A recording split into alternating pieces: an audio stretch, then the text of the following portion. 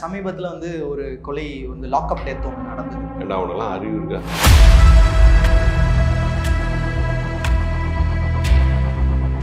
யாருக்காவது பெரிய இடத்துல சொல்லிட்டா நடக்குது. வேணும்னே அவனை கொலை பண்ணணும் மோட்டிவேஷன்லாம் கிடையாது. முகம் நல்லாமல் தாடியெல்லாம் சேவ் பண்ணாமல் இருந்த திருட்டு பையன் மாதிரி இருந்தானா அவனை கூப்பிட்டு நீ தானே திருடன்னு நம்மளே அடிச்சிடுவோம். திருட மாதிரி அன்னைக்கு மூஞ்சிக்கலாமல் வந்திருப்பான், சேவ் பண்ணாமல் வந்திருப்பான். எங்கேனாவது ஒரு இடத்துல ஏதாவது ஒரு இடத்துல என்னைக்காவது ஒரு நாள் ரேராக நடந்துடும். அதுக்காக எல்லாரும் போய் ப்ளேம் பண்ண முடியாது.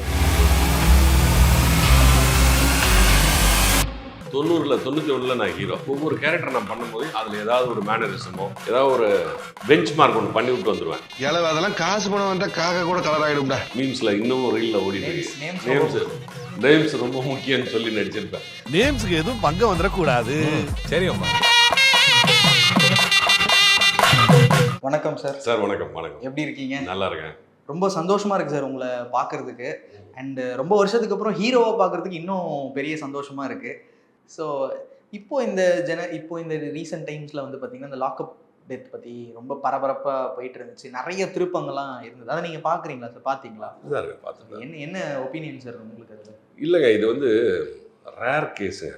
எங்கேனாவது ஒரு இடத்துல ஏதாவது ஒரு இடத்துல என்னைக்காவது ஒரு நாள் ரேராக நடந்துடும். இது வேணும்னு அவங்க போய் எல்லாம் செய்கிறதில்ல.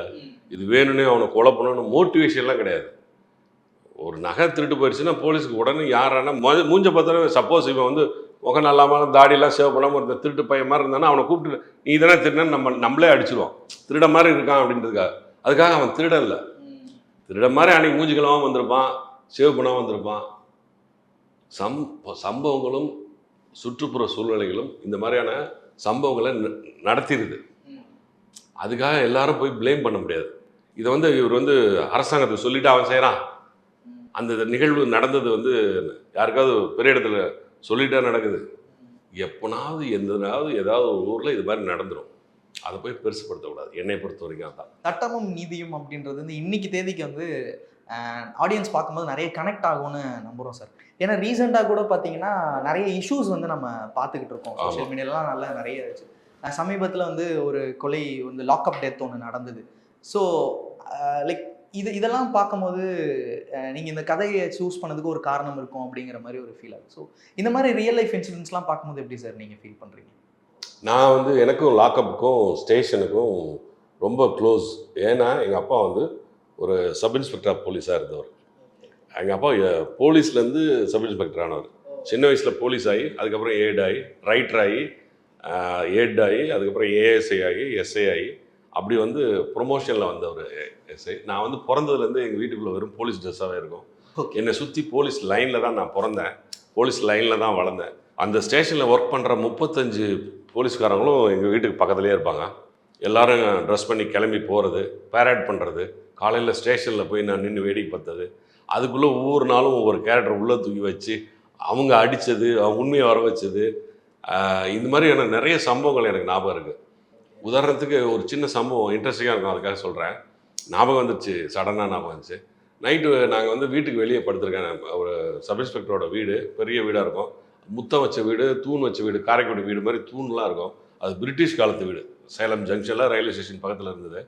நான் வெளியே வந்து நானும் எங்கள் அண்ணனும் கட்டில் போட்டு படுத்திருப்போம். வெளியே படுத்திருப்போம். ஒரு நார்மலாக கட்டில் போட்டு படுத்திருப்போம். ஃபேன்லாம் இருக்காது. அப்போ நல்லா காற்று இருந்தது, ஃபேன்லாம் தேவைப்படாது. வெளியே படுத்திருப்போம். யாராவது வந்து ஐயாவை கூப்பிடுங்க, ஐயாவை எழுப்புங்கன்னு காலிங் பெல் அடிக்க வந்தாங்கன்னா நான் தான் ஃபஸ்ட்டு எழுந்திருப்பேன். அப்படி ஒரு நாள் என் வீட்டுக்கு வந்து ஒரு 4 பேர் வர்றாங்க. வந்து வண்டி நிறுத்துகிறாங்க. நிறுத்திட்டு தம்பி அப்பா எழுப்பப்பா அப்படின்றாங்க. நான் எந்திரிக்கிறேன். அப்பாவை எழுப்பப்பான்றாங்க. ஏன் இப்போ தான்ப்பா வந்து படுத்தாரு, இப்போ தாங்க வந்து படுத்தாரு. 11 மணி ஆயிடுச்சு எங்கள் அப்பா அன்றைக்கி வந்து படுக்கிறதுக்கு. எழுப்புனா சண்டை போடுவார், திட்டுவார் அப்படின்னு சொன்னேன். இல்லைப்பா ரொம்ப முக்கியமான விஷயம், எழுப்பு அப்படின்னு சொன்னான்னா அவர் கூட பார்த்தீங்கன்னா ஒரு வெள்ளை வேஷ்டி வெள்ளை சட்டை போட்டு ஒருத்தர் ஒரு ஜெயிச்சாண்டிக்கு அவர் ஆஜானுபாக ஒரு 6.5 அடி ஆள் அப்படி ஒரு ஆள் நிற்கிறாரு. அவர் வந்து அழுத முகத்தோடு நிற்கிறார், அழுதுட்டுருக்கார் மாதிரியே இருக்கார். அவர் மூஞ்சி அழுத மூஞ்சி மாதிரியே இருந்துச்சு. பக்கத்தில் வந்து 3 போலீஸ் நிற்கிறாங்க. அந்த ரைட்ரு தான் என்னை போய் எழுப்ப சொல்கிறாரு. நான் போய் எங்கள் அப்பாவை எழுப்புறேன். எங்கள் அப்பா படுத்துட்டார். மஃப்டியை பண்ணி ட்ரெஸ்லாம் ரிமூவ் பண்ணிட்டு லுங்கி பனியன் போட்டு படுத்து தூக்கி போய் எழுப்புறேன். அவர் எந்திரிச்சு வராரு. அவர் வந்தாலும் இவங்க 4 பேர் இப்படி நிற்கிறாங்க. எங்கள் அப்பா இப்படி வந்து நின்னார்.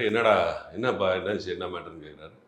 5 லட்ச ரூபா பணத்தை எடுத்துகிட்டு நாமக்கல்லேருந்து பஸ்ஸில் வந்திருக்காரு, நைட்டு லாஸ்ட் பஸ்ஸில் வந்திருக்காரு.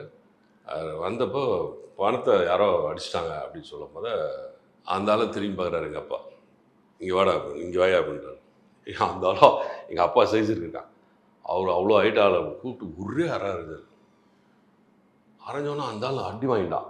யார்? பணம் காணாமல் போனவன், பணத்தை இழந்தவன். அடிச்சோன்னா அவன் இப்படின்ட்டான். என்ன அடிக்கிறீங்க அப்படிங்கிற மாதிரி அவன் பார்க்குறான். ஏண்டா அவனுக்கெல்லாம் அறிவு இருக்கா? நைட் லாஸ்ட் பஸ்ஸில் பணம் எடுத்துகிட்டு வர, அதுவும் பணம் மஞ்சள் பையில் போட்டால் எடுத்துகிட்டு வருவாங்க. அதுவும் 5 லட்ச ரூபா பணத்தை பஸ்ஸில் எடுத்துகிட்டு வருவேன் நீ போடா. இப்போ நான் வந்து உனக்கு பேண்ட் சட்டை போட்டு வேலை பார்க்கணும் அப்படின்னு சொல்லி கட் பண்ண. அடுத்த நாள் காலையில் அந்த பஸ் ரூட்டில் நாமக்கல் வந்து யாரெல்லாம் வந்தால் அந்த பஸ்ஸில் யாரெல்லாம் ட்ரெஸ் பண்ணி சாயந்தரத்துக்குள்ளே எங்கள் அப்பா அந்த 5 லட்ச ரூபாய் பிடிச்சிட்டாரு. ஓகே, பிடிச்சி அந்த ஆளுக்கிட்ட கொடுத்தாச்சு. அன்றைக்கி சாயந்தரமே நடந்துருக்குது. இது ஃபுல்லாக நான் வந்து அன்றைக்கி ஏதோ லீவோ ஏதோ நான் ஸ்டேஷன்லேயே போய் நின்ட்டேன். அது நடந்ததெல்லாம் பார்க்குறேன். எனக்கு இன்னும் ஞாபகம் இருக்குது. அதுக்கு அந்த ஸ்டேஷனே அந்த 5 லட்ச ரூபாய்க்கு எவ்வளோ அந்த 35 பேர் 40 பேர் பறந்து ஓடி வேலை செஞ்சு அதுக்குள்ளே சாயந்தரத்துக்குள்ளே அதை அடிச்சுட்டு போனவொன்னே பிடிச்சி விட்டாங்க கேஷோட. அது வந்து எனக்கு ரொம்ப போலீஸோட ரொம்ப இன்ட்ரெஸ்டிங்கான ஒரு சம்பவம், வாழ்க்கையில் மறக்கவே முடியாத சம்பவம். இன்னும் எனக்கு ஞாபகம் இருக்கா பாருங்களேன். நான் வந்து அப்போ வந்து நான் வந்து என்ன படிச்சிருப்பேன், 8th 9th இருக்கும் நான். அவ்வளோதான். ரொம்ப வருஷத்துக்கு அப்புறம் ஹீரோவா அந்த ஃபர்ஸ்ட் ஃப்ரேம் எப்படி சார் இருந்துச்சு? இது ஹீரோன்னு சொல்கிறது வந்து நீங்கள் சொல்கிறது எனக்கு சந்தோஷம் தான். பட் வந்து இது வந்து ஒரு கதை. இந்த கதைக்கு மூல காரணமாக இருக்கிறது, இந்த கதை நகர்றது, இந்த கதை யார் மேலே போகுது அப்படிங்கிறத பொறுத்து தான் அதை நீங்கள் ஹீரோன்னு சொல்கிறீங்க. நான் 35 வருஷம் கழிச்சு நான் வந்து 91 நான் ஹீரோ. முதல்ல நான் நடிக்கும் போது ஹீரோ நடிக்கிறப்போ 91. அப்போ நான் 91 என்ன ஃபீல் பண்ணேன்னா அதுதான் இதுவும். இது என்ன ஒரு வயசான கதாபாத்திரம், ஒரு 55 வயசு மதிக்கத்தக்க ஒரு மனிதனுடைய, ஒரு லாயருடைய வாழ்க்கையில் நடந்த சம்பவங்கள் தான் இந்த சட்டமும் நீதியும். ஓகே, அதுதான். அதனால தான் ஹீரோன்றீங்க. அது எனக்கு சந்தோஷமாக தான் இருக்குது. இறை செயல், இது இறைவனோட அருள் கொடைன்னு சொல்லுவேன். ஓகே. ஆமாம் சார், இது வந்து கதையின் நாயகன் அப்படின்னு வச்சுக்குவோம். நிறைய கதாபாத்திரங்களும் எடுத்து நீங்கள் பண்ணியிருக்கீங்க, கேரக்டர் ஓரியன்ட் ஃபிலிம்ஸ் அப்படின்னு. ஆமாம். ரெண்டுத்தில் எது சார் உங்களுக்கு பர்சனலாக நல்லா இருந்துச்சு? கேரக்டரை ஆர்டிஸ்டாக நடிக்கிறது அது ஒரு இன்ட்ரெஸ்டிங்கான வேலை. ஒரு படத்தில் ஹீரோயின் இருப்பாங்க, அதுக்கப்புறம் கேரக்டர்ஸ் வருவாங்க.